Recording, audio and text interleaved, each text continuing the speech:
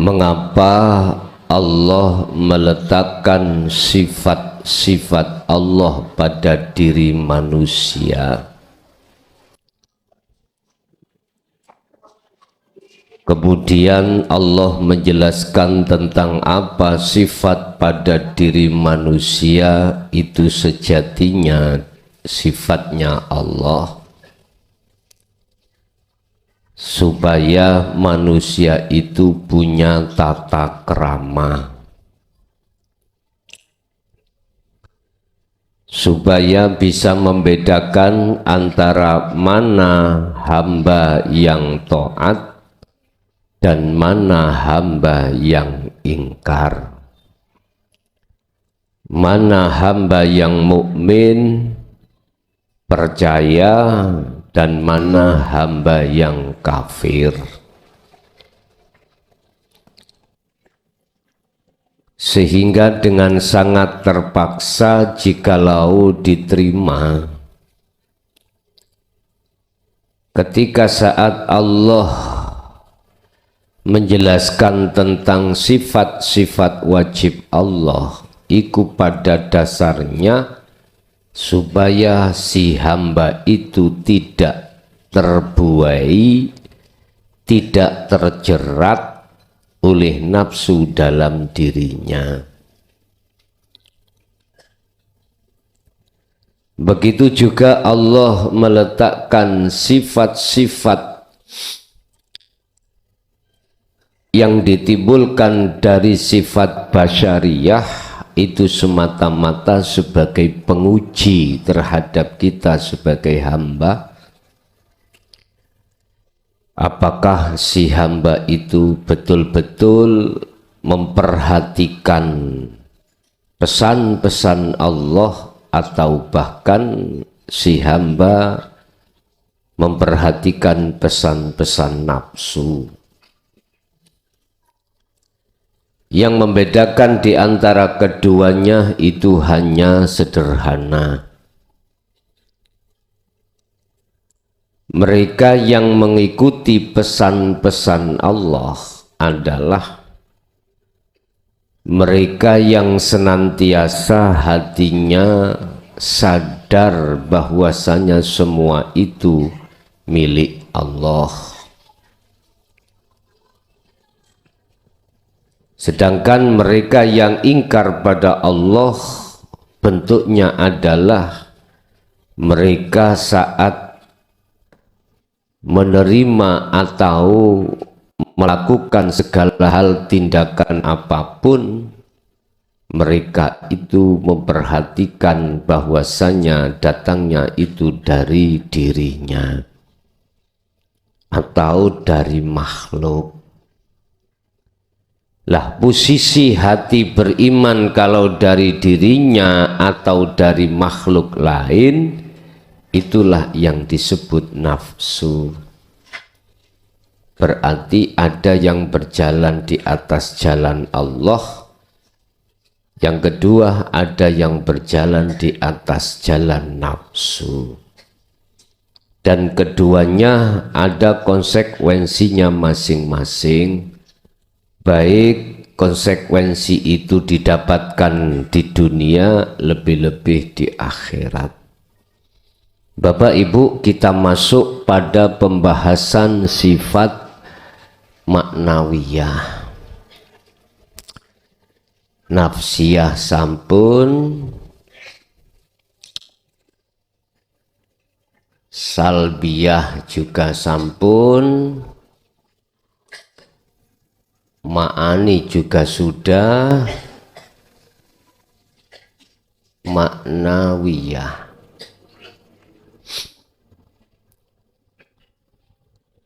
Saya ulangi, sifat maknawiyah itu adalah isim fa'il, sang pelaku. Kemarin sudah saya jelaskan. Misalnya kudrot,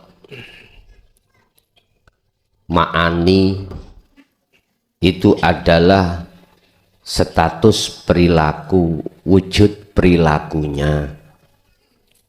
Lah maknawiyahnya adalah subjeknya yang melakukan. Ini semua apabila kita total menjadi 20 ditambah 20 berarti 40. Lah di situ ada sifat jaiznya Allah. Ya, jaiz.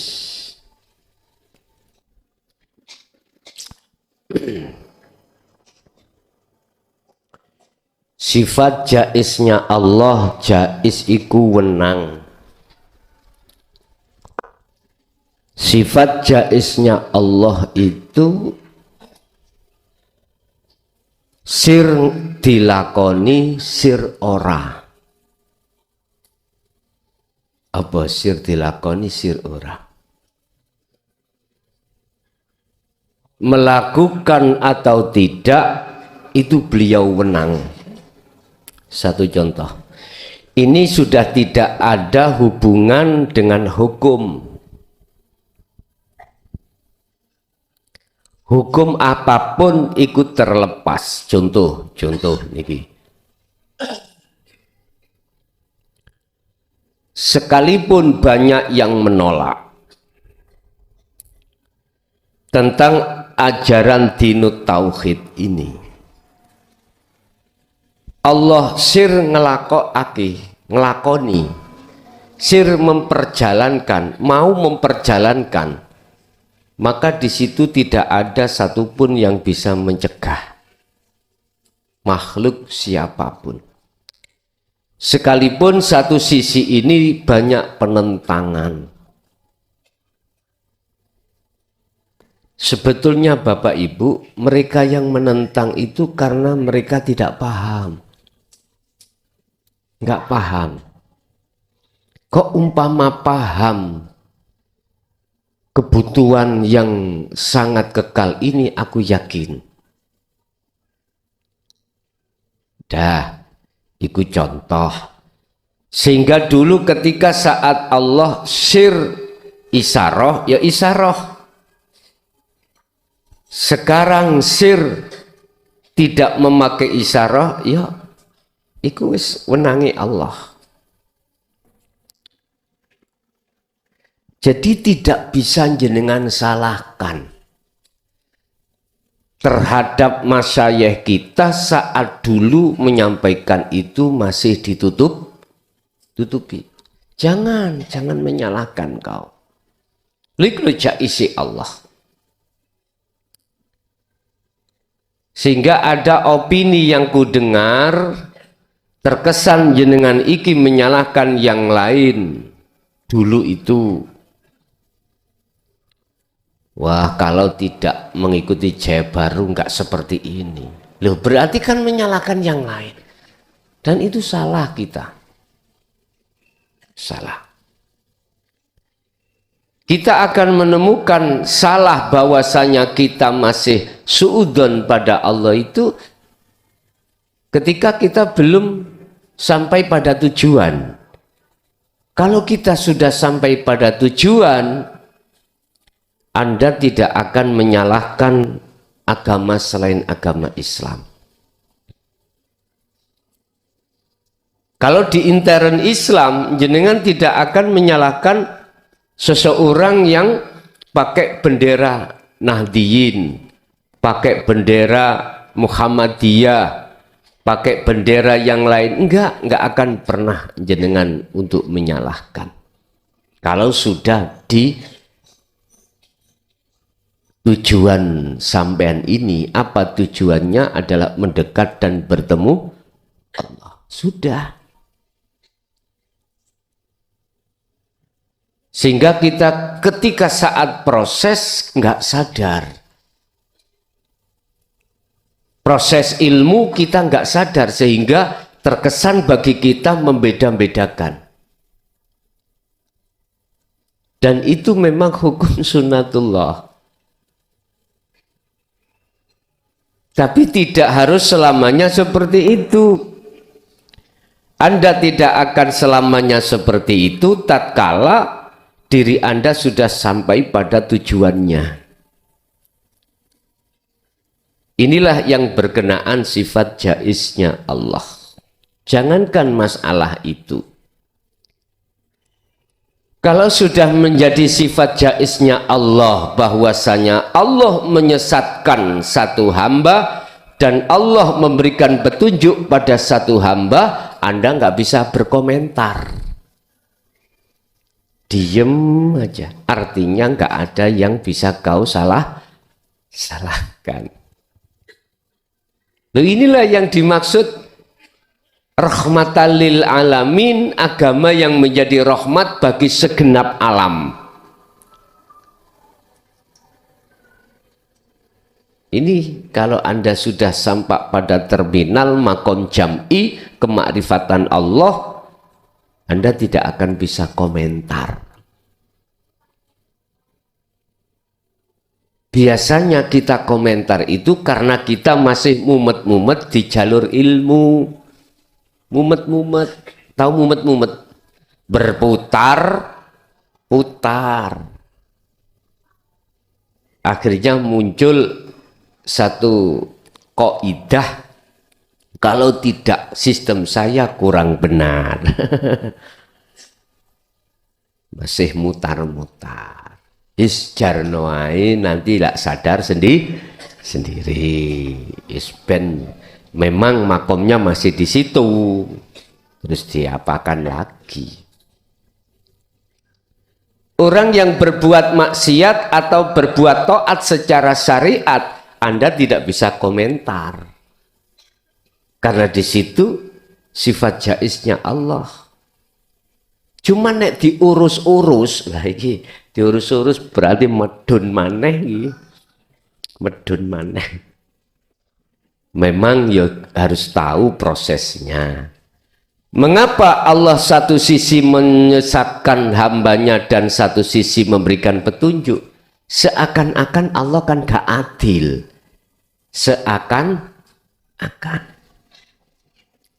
Tapi kan Allah meletakkan sifat jaiznya di sini kan ada asbabun nuzul. Lagi boleh ngurus. Karena satu dia sami'na wa asoina wa sami'na wa atokna. Sama-sama mendengarkan, tapi satunya menolak, satunya menerima. Sama-sama mendengarkan bahwasanya nafsu itu memakai kesenangan dunia untuk menutupi hati kita pada Allah. Satu sisi menerima, satu sisi menolak. Itu persoalannya. Akhirnya Allah menyesatkan pada diri satu hamba dan tidak akan pernah bisa orang lain untuk memberikan petunjuk. Dan jikalau Allah memberikan petunjuk pada satu sisi hamba manusia, maka tidak ada satupun makhluk yang bisa menyesatkan. Dan ini wis rumus, sudah rumus. Jadi jenengan jangan khawatir, walaupun tadi ada di antara salah satu jamaah itu anaknya sakit, ya sudah. Allah mengendaki di situ mau apa. Jangan khawatir kalau Allah itu tidak akan, Allah itu akan menutup hidayahnya, ndak. Buktinya masih dikasih solusi mengikuti live, nggak bisa live, siaran tunda, kan nggak dihapus. Kalau nggak dihapus live-nya berarti kan masih ada, Pak. Berarti ada siaran tunda di situ. Nah, inilah cara-cara Allah untuk memberikan sifat jaiznya pada hamba. Berarti sudah 41. Apakah itu tabrakan dengan hukum akal atau tidak, urusan Allah. Oh, namanya jaiz. Hamba secara hukum ahli adab. ahli adab. Di dunia sudah dirasakan adab dari Allah sebab hatinya itu berjalan di atas nafsu. Udah. Miturut hukum undang-undang, dia ketika meninggal, ya jelas adab. Mungkin kita lihat Al-Isra 72. Siapa yang saat di dunia matanya buta, hati terhadap Allah, maka di akhirat pun bagi Quran undang. Tapi ini bisa dikanter, apa dikanter ya? Disomasi, ya disomasi apa? Dibegal, instruksi yang dipatahkan, ya dipatahkan hukum jaiznya Allah. Contoh, dia meninggal, oke. Berhubung di sini ada anak yang soleh, anak yang makrifat kepada Allah, maka di sini dia sowan ingersani Allah, memohon untuk dimaafkan. Oleh karena anak soleh, anak yang makrifat itu lepas dari diri makhluknya, berarti Allah sendiri toh. Lah, siapa yang berani protes? Nggak bisa. Sehingga ada cerita seseorang itu istrinya tidak satu, orang yang kecil, istrinya 4 bahkan 5. Ketika besok itu di dalam hisab, istri yang pertama nuntut. Ketika masuk surga, suaminya itu namanya istri yang pertama ngajung, malaikat ana tuntutan. Ning dunya iku lho digawe atiku lara. Lho ya. Iya tah? Iya. Apa bentuknya? Rabi bolak-balik. Atiku lara. Ngoten nggih? Atiku lara. Lah terus kula mboten ridho. Mboten ridho. Masalahnya waktu di dunia saya selalu sakiti. Dicandak gulune ambek malaikat, arepe dilebok neraka. Istri yang kedua ngajung. Kat. Protes aku kat. Andai kata saya tidak dinikah si Mas Niki, entah saya jadi apa. Nggak akan kenal Allah. Saya selalu dibimbing dan lain sebagainya, walaupun saya itu tidak dikasih nafkah dohir ataupun batin. Tapi secara keilmuan akhirat kula dibimbing. Satu-satu toh Pak ya, bingung malaikat. Akhirnya dilokno, kat njane awakmu gak ngerti dadi menungso, gitu. Gak tahu dadi menungso, makanya kamu itu seperti itu. Coba kalau kau dadi menungso luwe-luwe kados si Mas ngeten iki. Sewengi ora ditunggu iya bingung. Lha ngoten niku sik panggah nuntut sing pertama. Wis iki penake piye? Malaikat itu bingung. Satunya gandoli gak oleh mlebu swarga, satunya gandoli gak boleh masuk neraka. Lha berhubung bojone akeh, Pak. Mara sing telu. Nggih, kula nggih. Melu sing nomor 2. Walaupun kula niki dibelanjani incrat-incrit. Ngerti incrat-incrit sampeyan? Saonoke, ngono lho, saonoke. Wonge cilik, Bu, iki Bu wonge.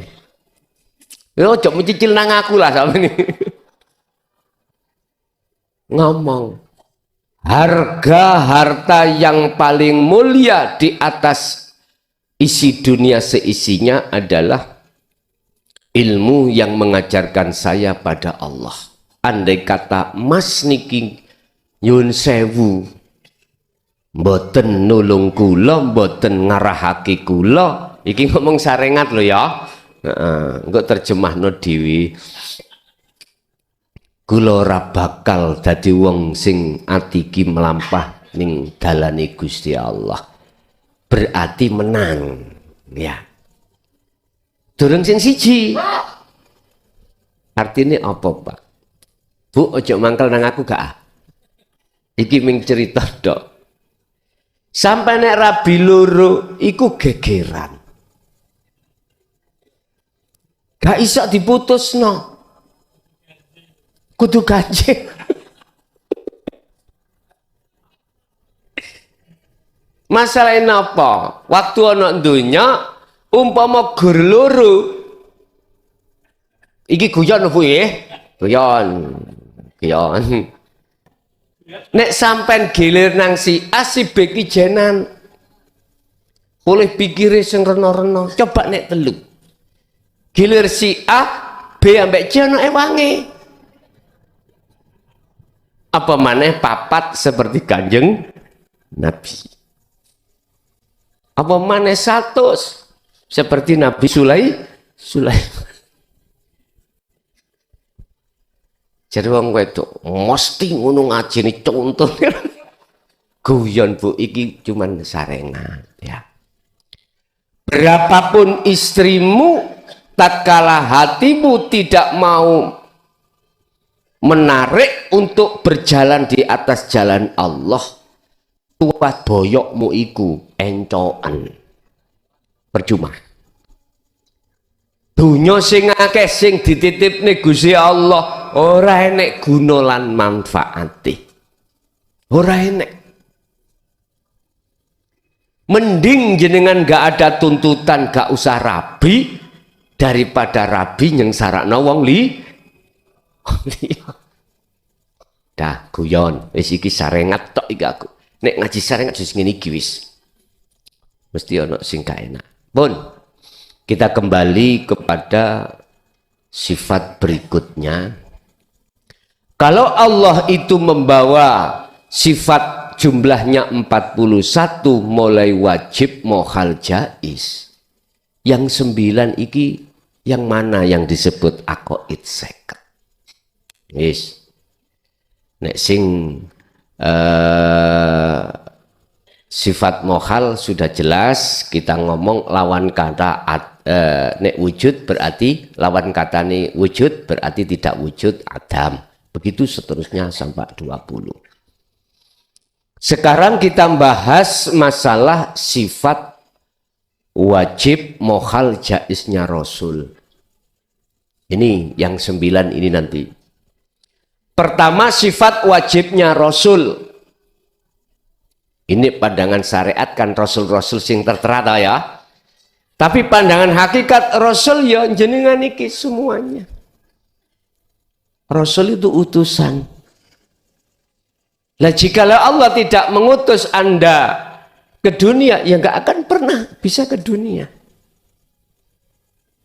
Karena Anda itu diutus oleh Allah ke dunia, buktinya Allah mengutus Muhammadur Rasulullah.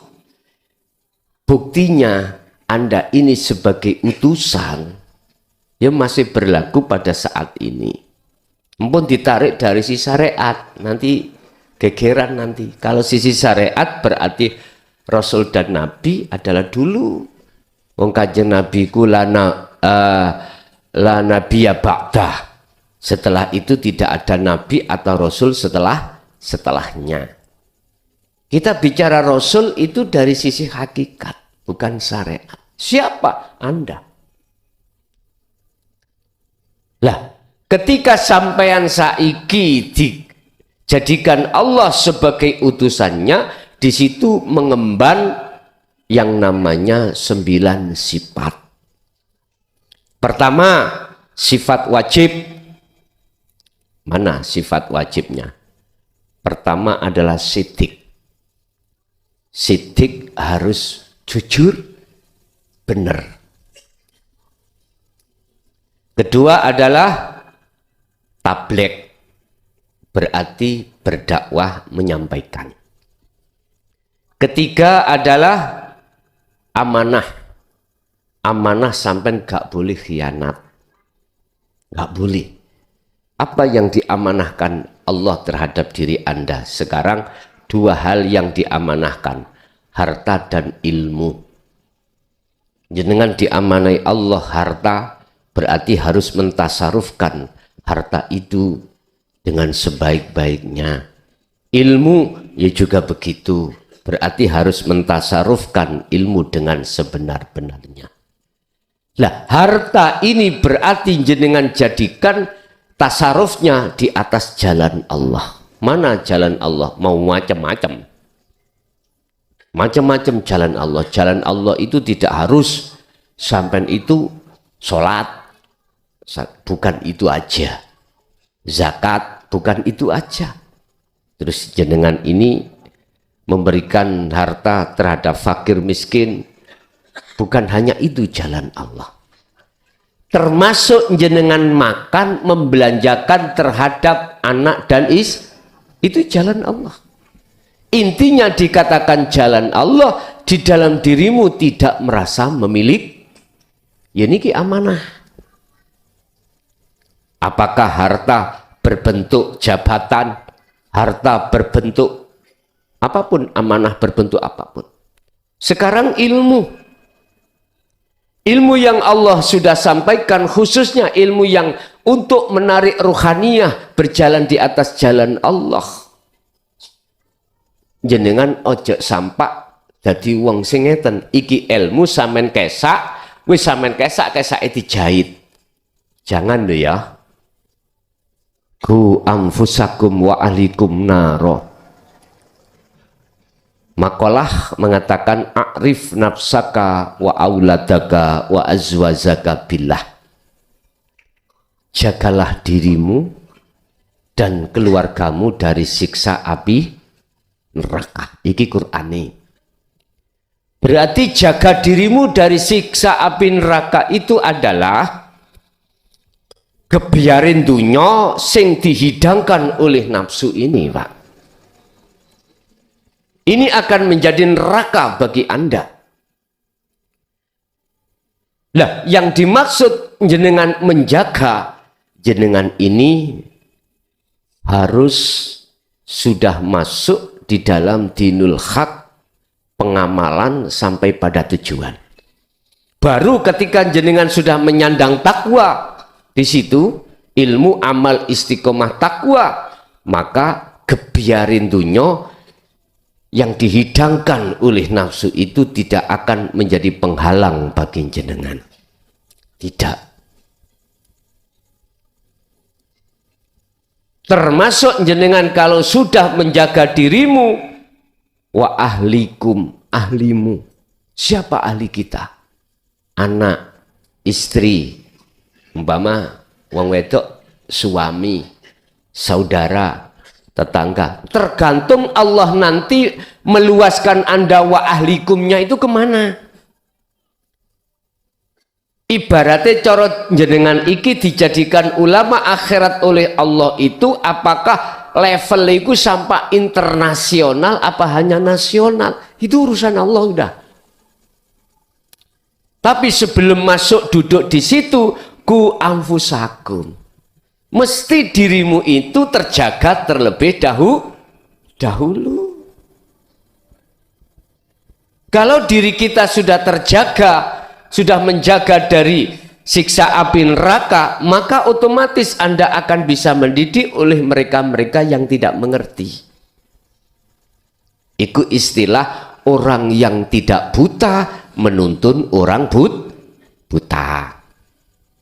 Sambil di saat membimbing orang buta, menuntun orang buta sambil diobati kebutaannya itu, nanti akhirnya tidak buta sudah jalan sendiri. Ilmu berarti tidak khianat. Jenengan berarti kalau sudah oleh-oleh, sudah mendapatkan ilmu dari Allah ini, jenengan berkewajiban kholwat, Terus kemudian jenengan kalau sudah sampai pada tujuan, baru jenengan itu akan diberikan Allah satu stempel atau coro surat iku legal, bukan ilegal, legal. Allah yang memberikan sendiri, bukan manusia, untuk menyampaikan hal ini. Buktinya apa? Nanti ada tandanya. Hatimu akan dihentakkan Allah untuk membimbing si A, si B, si C. Nanti di situ. Apakah terkait si A, si B, si C itu memohon terlebih dulu atau tidak? Lihat nanti di belakang. Setelah jenengan sudah melakukan ilmu amal dan istiqomah. Sebab kadang-kadang munculnya hati sampean untuk membimbing itu atas dasar permohonan si A, si B, dan si C. Bisa jadi munculnya itu jenengan iki digentakkan Allah atas dasar tidak minta si A, si B, si C. Berarti ada maksud Allah di situ nanti. Arif kenalono, ngenalo siro, menyanggusi Allah. Setelah kau mengenal Allah, auladaka, anakmu, azwajaka, istri-istrimu, dikenalkan siapa? Billahi, pada Allah. Di situ nggak ada makolahnya itu bidunya, nggak ada. Billah, mengapa kok billah? Inilah Bapak Ibu, sekalipun kita terlambat oleh karena anak kita awalnya kita didik dengan ilmu dunia, nggak ada istilah terlambat, wajib.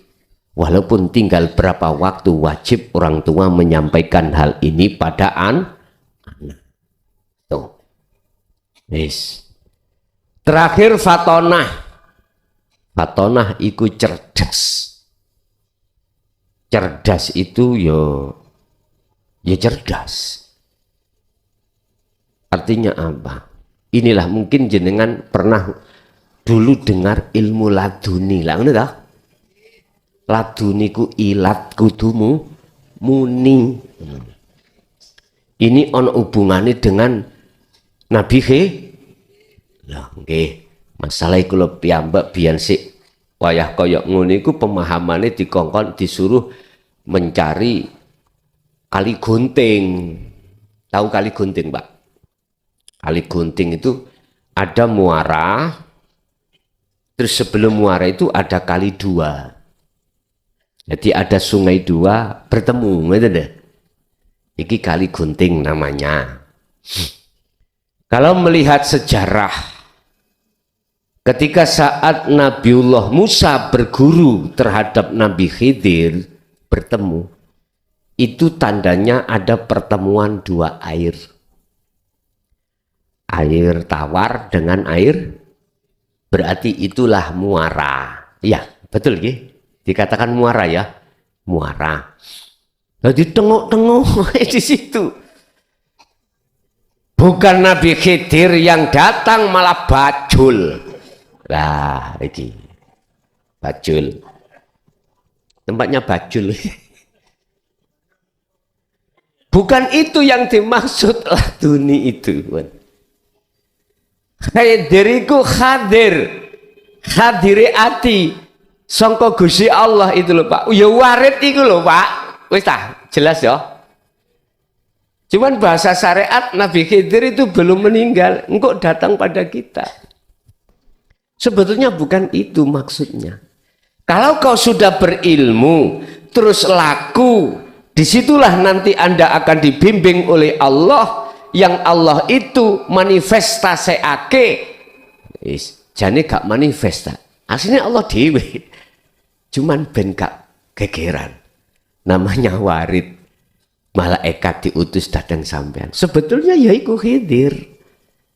Hadiri warid terhadap jenengan. Akhirnya laduni, artinya laduni lah bukan jenengan sing jawab atas semua persoalan. Jenengan dibuka sudah Al-Qur'anul Qadim yang rahasia sampai apapun itu dibuka udah. Sehingga ketika saat-saat anak istri pengikut jenengan yang sampean bimbing itu bertanya model apa wae, jenengan iku wis ana jawabane. Jadi pertanyaan belum datang, jawabannya itu sudah ada. Pak, kula luwe. Sebelum kita sebagai anak mengatakan saya lapar, nasiku sudah ada. Paham maksud saya? Jadi anak bertanya, Pak saya lapar, pingin sego bebek misalnya. Ya sudah, bebeknya iki. Ingat, ketika saat Nabi Adam ada di surga, Allah berkata, Adam, jikalau kau tetap di surga selama-lamanya, apa yang menjadi keinginanmu? Gak usah kamu itu soro-soro. Udah langsung ada. Artinya sebelum Nabi Adam itu kerentek minta iwak bebek luwes ono. Nasi bebek sudah ada. Nyun sewu. Sebelum sampai melihat layar ditancap, nih kalau gambar wong pacaran. Sebelumnya sudah ada kelis gambar wong pacar. Wis cetong ya. Ini wis tak umut nolak contoh lewat apa karep cek gampang dong. Jadi fatona itu bukan yang dimaksud cerdas miturut syariat, bukan. Justru orang ahli pikir, ahli cerdas otake malah dedel hakikate. Nolak kebanyakan. Loh kok iya saya berjuang, nyun sewu, saya menyampaikan dinul haq ini, Pak. Sudah terhitung kurang lebih 23 tahun. 23 tahun saya bisa mensensus. Ternyata sensus saya golongan masa menengah ke atas ini yang menolak. Sama tinggal ini Quran. Ahli kitab disebut ahli kitab. Al-Malak. Pemuka-pemuka itulah yang tidak setuju atas apa ajaran Rasulullah ketika Rasulullah menyampaikan ini. Dikira Abu Jahal, Abu Lahab itu orang bodoh. Oh, boten. Tokoh Pak itu. Ahli ilmu, ahli kekayaan, suki, ahli pengaruh. Malah sing nganut-nganut menengah ke bawah. Sing gampang nganut ile. Percaya bisa kebuka menengah ke bawah. Artinya orang-orang yang tidak begitu ada syariatnya. Yaitu yang tak maksud goblok gak goblok, pinter ora nanggung. Justru ini gampang, mudah nerima. Makanya kemarin saya katakan, nek jenengan alim ilmu dohir, pingin ngaji teng mriki, ojo dadi Nabi Musa. Jangan mencontoh Nabi Musa. Nggak masuk, mesti pegatan sampai aku, mesti pegatan, mesti pisah. Ya harus kau letakkan dulu kealimanmu dalam segi ilmu nahwu, ilmu sorof, ilmu balaghah, ilmu mantek, ilmu Quran, ilmu sunnah, ilmu hadis. Udah letakkan dulu. Ning Jaya Baru ngene iki wis gak kanggo. Tahu gak kanggo? Gak dipakai, diparkir sik. Nek pancen betul-betul kita untuk mengetahui mulai A sampai Z tentang ilmu hakikat, monggo televisi yang kaya punya pengaruh, letakkan dulu baru bisa menerima. Sejarah ning Quran, kisah Nabi Musa diperintahkan Allah berguru terhadap Nabi Khidir gara-gara pisah. Itu sebab Nabi Musa ngecoi hukum ilmu syariah. Pertama, sejarah di situ dikatakan orang yang menghantar dan menolong beliau berdua menyeberangi satu danau atau lautan, itu Nabi Khidir bolongi melubangi kapalnya. Akhirnya otomatis air masuk, tenggelam toh. Lah berhubung Nabi Musa kakean cocot, ndamel hukum syariat, menghukumi Nabi Khidir salah. Padahal awal itu sudah dikasih tahu. Musa, kau tidak mampu nak ngetutno aku nek awakmu ikmang niat belajar ilmu makrifat nang Allah. Oh mampu, pun lo tak tut nih mawon. Temen ta, nggih. Ini terjadi pertama kejadian seperti itu Nabi Khidir disalahno Nabi. Nek cara kula nyikapi karo-karone gak salah. Miturut hukum karo-karone sendiri-sendiri. Miturut Nabi Musa, hukum yang dipakai hukum syariat benar. Karena kita sudah ditolong. Lah kok malah merusak? Yang menolong lagi gitu toh. Dilihat dari hukum syariat, maka kena pasal 170. Pengrusakan. Luka apa Gus? Tahu ngelakoni? Iki keumpama zaman dulu sudah ada KUHP, Nabi Khidir dihukum telung. Tapi Nabi Khidir mboten saged, tidak bisa menolak ketetapan Allah untuk bolongi, nggak bisa. Harus dilakukan. Harus dilakukan. Itu terjadi pada diri saya tahun 2010. Aslinya Gusti Allah nguji nang awakmu lewat aku terus jenengan iki ngaji utawa laku amal apa ndak nek enggak. Tak nut-nut tiba tukang ngerusak. Ya wis. Buyarlah kau. Bisa akhirnya. Bisa. Ada yang bisa, Pak. Bahkan menghujat saya sampai detik ini Bapak no. Bahkan ada yang wis ya wis Bapak no. Ya Pak no. Estu. Niki fakta. Aku nggak usah ngomong status, inisial nggak usah.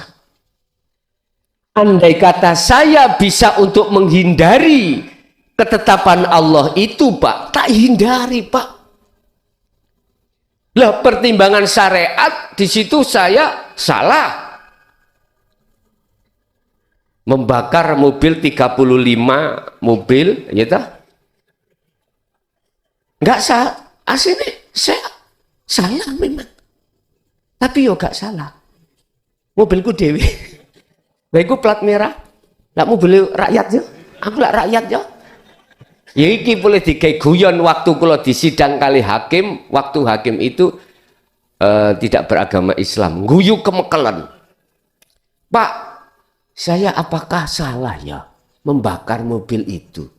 Tetap PJU salah.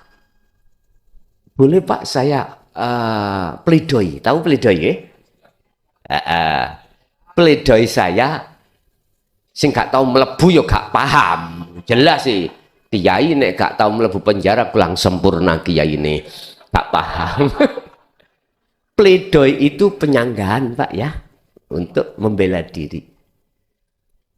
Plat merah niku kan milik rakyat, saya kan rakyat, berarti saya berhak memilih.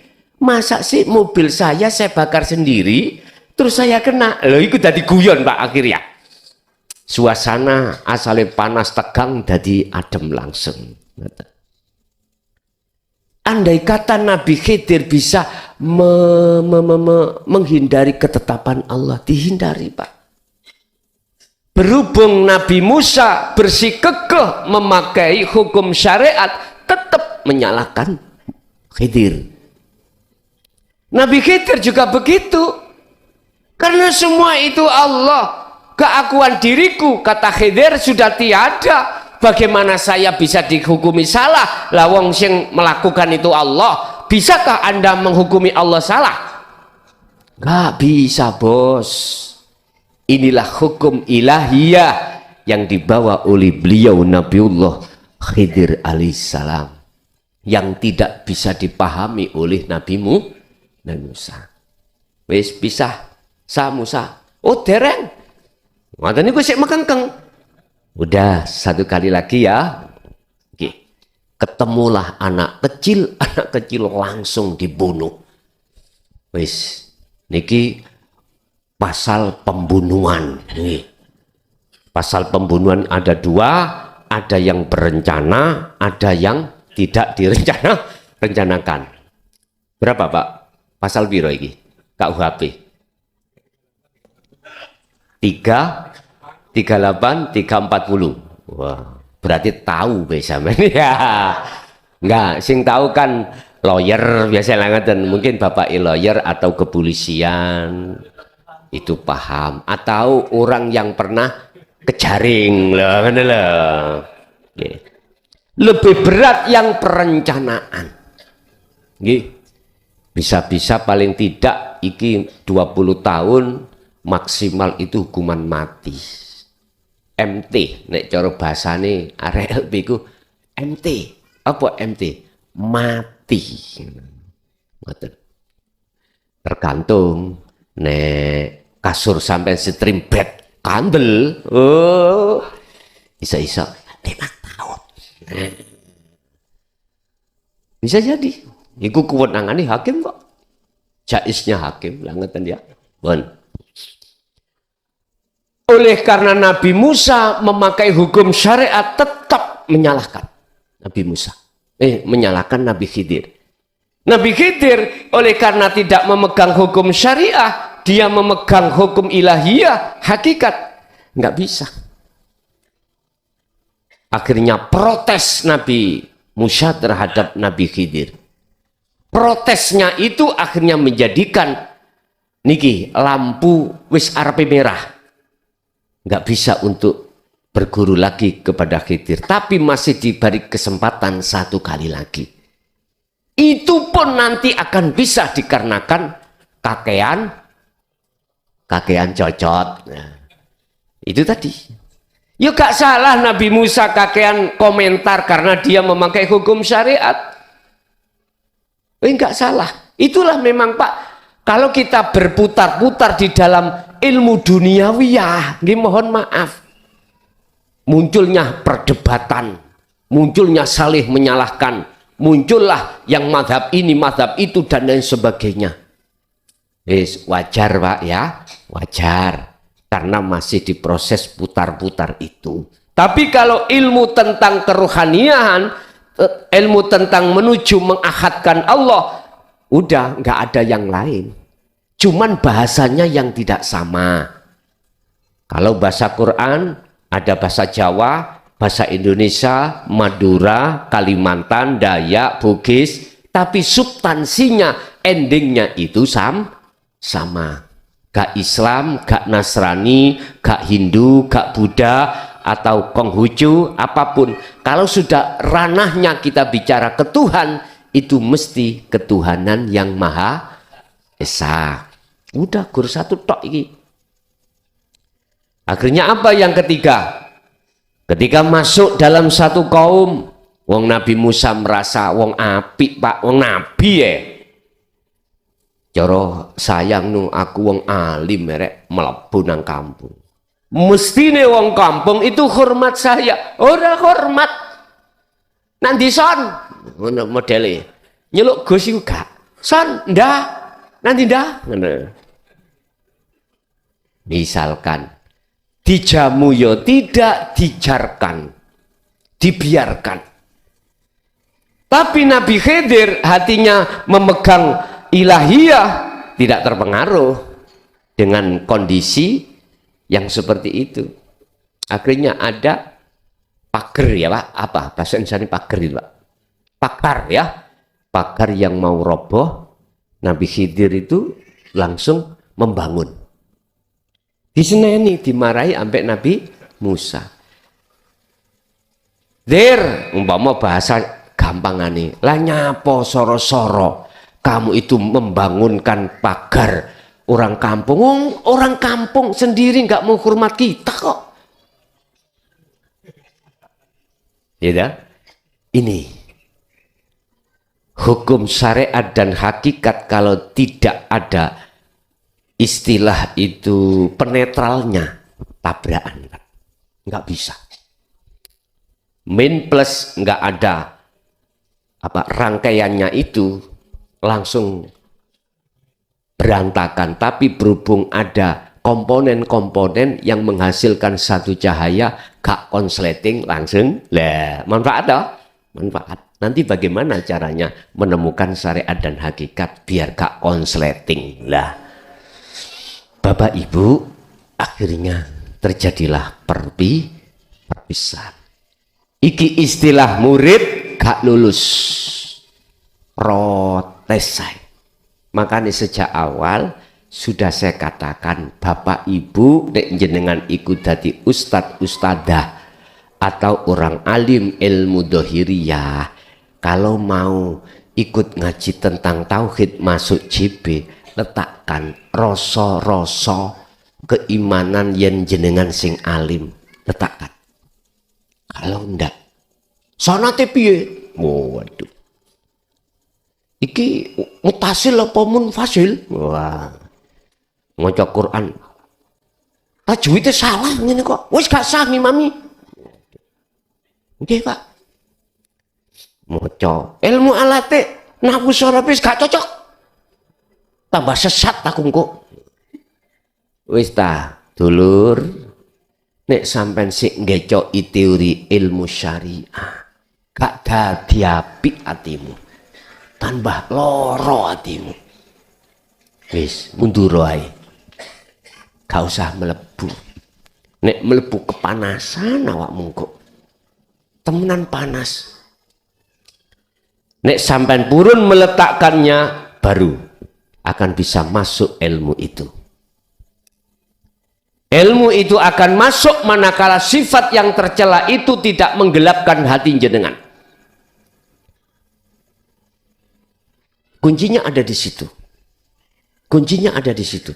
Nek iki sampean taruh, baru akan bisa masuk ilmu itu. Wes. Ini cerita perjalanan Nabi Musa terhadap berguru terhadap Nabi Khidir, ternyata gagal. Gagal. Belum sampai pengamalan, Pak. Belum. Sik ngelmu tok iku mau. Sik ngelmu tok disampaikan sudah kontroversi.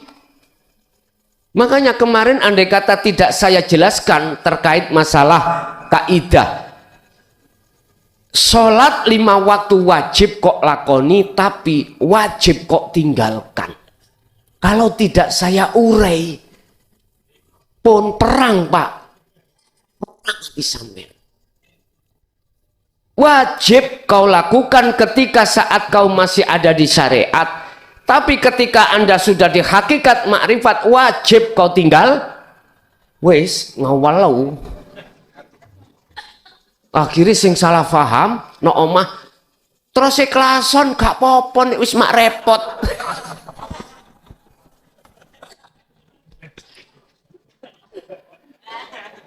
Delok-delok iku mantu ngene. Oh, iki jelas paham. Gak balik. Berarti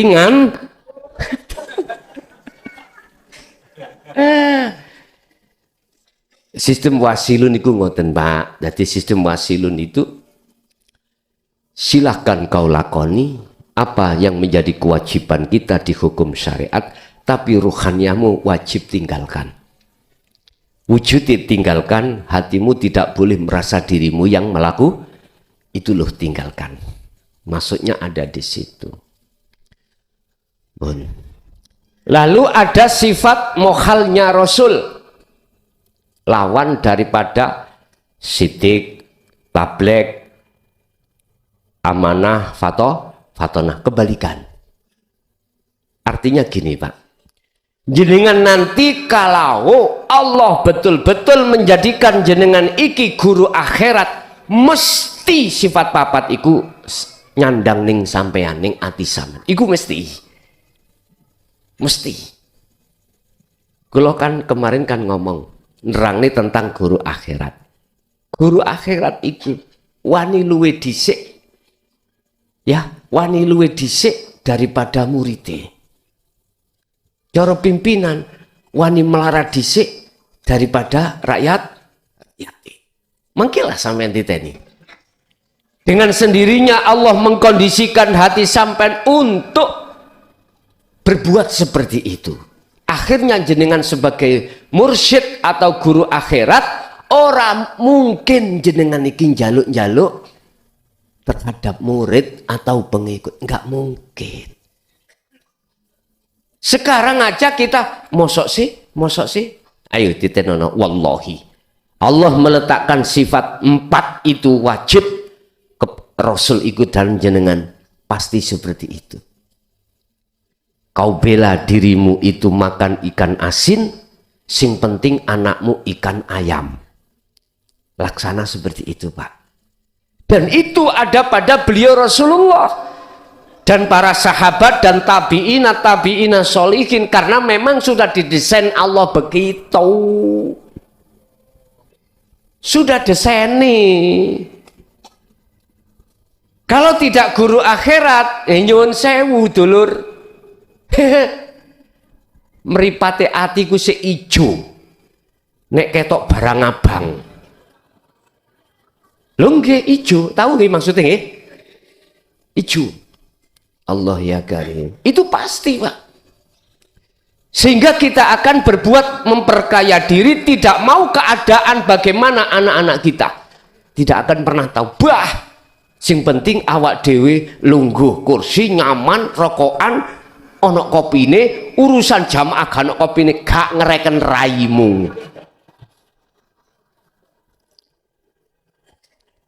Lah pengurusnya gak enak lah, Pak.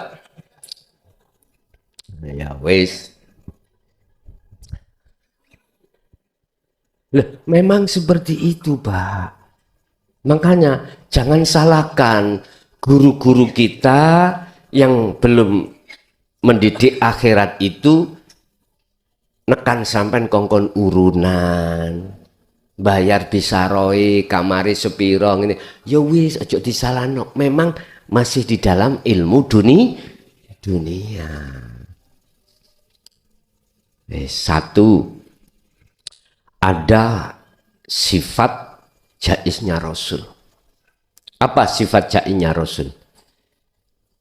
Murid jenengan pengikut sampean mangan sego, sampean gak mangan peloran.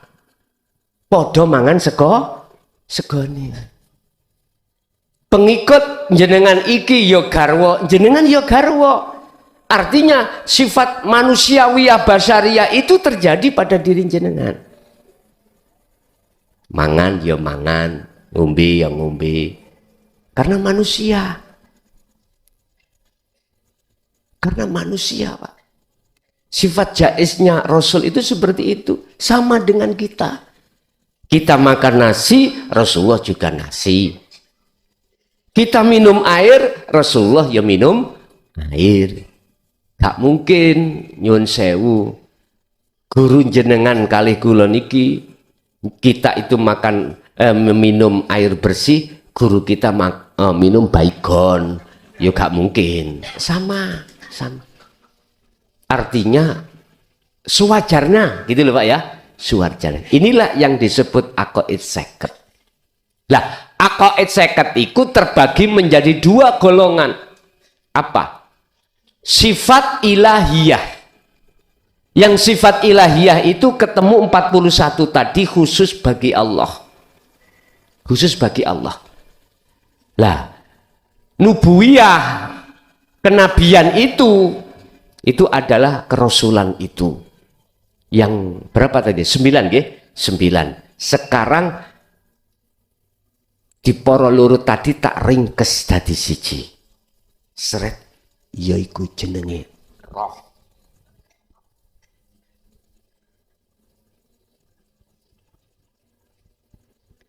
Yaiku jenenge insanul kamil. Kamil mukamil. Secara individu itulah ruh. Putih jelasno ruh gambar ya apa? Enggak ada. Bahasa Asmaul Husna cuman tertera 99. Yang satu mana? Wis, kalau berbicara tentang Asmaul Husna berarti hidup. Ismul A'dham, nama yang diagungkan. Tapi maksudnya bukan hidup itu yang dimausufi, yang disifati, yaitu mausuf pelaku itu. Sinten? Iki lho dulur. Wis cetong nggih. Ini. Jadi intinya sampai kok kholwat itu ketemu iki, isoke ketemu iki, ilange iki, nyatane iki, ilange iki. Tak ngadeg aku. Iki anggapan makhluk ya. Anggapan makhluk. Makhluk iki wajib bertemu Allah. Allah iku iki. Ketika kita masih merasa iki ada, iki kosong. Gak ono. Endi? Oh, ora ketok. Lah ngoten nggih. Padahal wajib iki munu untuk nyotone iki. Sotinge wano rene. Sing jaba cek roh, lho ngoten enggak? Nek mriki gak apa-apa.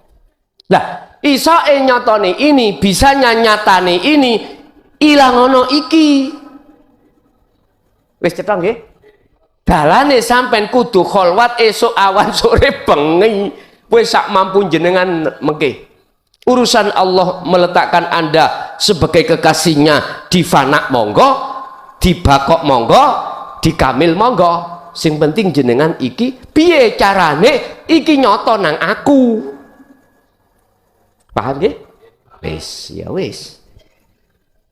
Berarti aqaid 50 wis bar.